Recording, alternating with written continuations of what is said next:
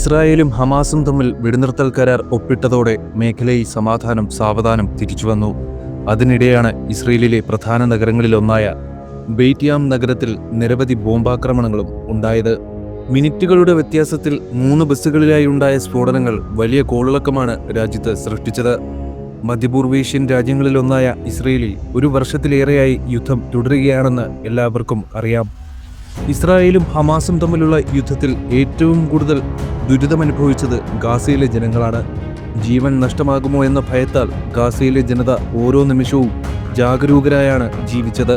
എന്നാൽ ഇസ്രയേലുമായുള്ള നീണ്ട ചർച്ചകൾക്കൊടുവിൽ യുദ്ധം അവസാനിച്ചു. കഴിഞ്ഞ മാസമാണ് ഇരു വിഭാഗങ്ങളും തമ്മിൽ വെടിനിർത്തൽ കരാറിൽ ഒപ്പുവെച്ചത്. ക്രമേണ സമാധാനവും സാധാരണ അവസ്ഥയും തിരിച്ചുവന്നു. അതേസമയം ഇസ്രായേലിൽ ആരും പ്രതീക്ഷിക്കാതെ പെട്ടെന്നാണ് ഇപ്പോൾ ഒരു ബോംബാക്രമണം ഉണ്ടായിരിക്കുന്നത്. ഇത് രാജ്യത്ത് വലിയ കോളിളക്കമാണ് സൃഷ്ടിച്ചിരിക്കുന്നത്. വ്യാഴാഴ്ച വൈകുന്നേരമാണ് ഇസ്രയേലി നഗരമായ ബാക്യാമിൽ 3 ബസ്സുകൾക്ക് നേരെ തുടർച്ചയായി ബോംബാക്രമണം ഉണ്ടായത്. ആദ്യത്തെ ബോംബ് ഒരു ബസ്സിൽ പൊട്ടിത്തെറിച്ചെങ്കിലും ആളുകൾക്ക് ആഘാതത്തിൽ നിന്ന് മുക്തി നേടാനാകുന്നതിന് മുമ്പ് ബസ്സുകളിൽ തുടർച്ചയായി 2 ബോംബുകൾ കൂടി പൊട്ടിത്തെറിച്ചു. ഇതൊരു ഭീകരാക്രമണമായിരിക്കാമെന്ന് ഇസ്രായേലി ഉദ്യോഗസ്ഥർ സംശയം പ്രകടിപ്പിച്ചിട്ടുണ്ട്. ആക്രമണത്തെ തുടർന്ന് ഇസ്രായേൽ പ്രധാനമന്ത്രി ബെഞ്ചമിൻ നെതന്യാഹു ഉടൻ തന്നെ സുരക്ഷായോഗം ചേർന്നു. അതേസമയം ബോംബാക്രമണത്തിന് പിന്നിൽ പലസ്തീൻ ഭീകര സംഘടനകളാണെന്ന് ഇസ്രായേൽ പ്രതിരോധ മന്ത്രി ഇസ്രായേൽ കാറ്റ്സ് ആരോപിച്ചു.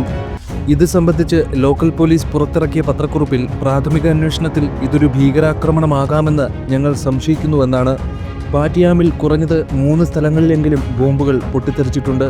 കൂടാതെ പൊട്ടിത്തെറിക്കുന്നതിന് മുമ്പ് 2 സ്ഥലങ്ങളിൽ പോലീസ് ബോംബുകൾ നിർവീര്യമാക്കിയെന്നും തങ്ങളുടെ ബോംബ് സ്ക്വാഡുകളെ സ്ഥലത്തേക്ക് അയച്ചിട്ടുണ്ടെന്നും സംശയാസ്പദമായ വസ്തുക്കൾ സ്കാൻ ചെയ്തു വരികയാണെന്നും പോലീസ് അറിയിച്ചു. അതിനാൽ എന്തെങ്കിലും നിഗൂഢ വസ്തുക്കൾ കണ്ടാൽ പൊതുജനങ്ങൾ ജാഗ്രത പാലിക്കണമെന്നും പോലീസ് മുന്നറിയിപ്പ് നൽകി. ഇസ്രായേലിൽ ബസ്സുകൾ പൂർണ്ണമായും കത്തിനശിച്ചതിന്റെ ദൃശ്യങ്ങൾ ഇപ്പോൾ സമൂഹമാധ്യമങ്ങളിലൂടെ പുറത്തു വന്നിട്ടുണ്ട്.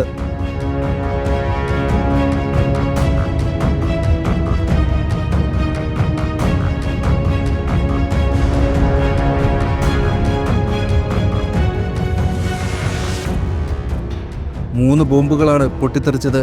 അതിൽ 2 എണ്ണം നിർവീര്യമാക്കി.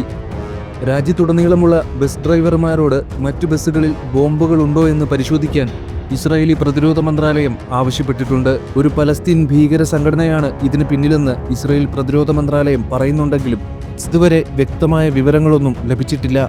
ആക്രമണത്തിന്റെ ഉത്തരവാദിത്തം പലസ്തീൻ സംഘടനകൾ ഇതുവരെ ഏറ്റെടുത്തിട്ടില്ല എന്നതും ശ്രദ്ധേയമാണ്.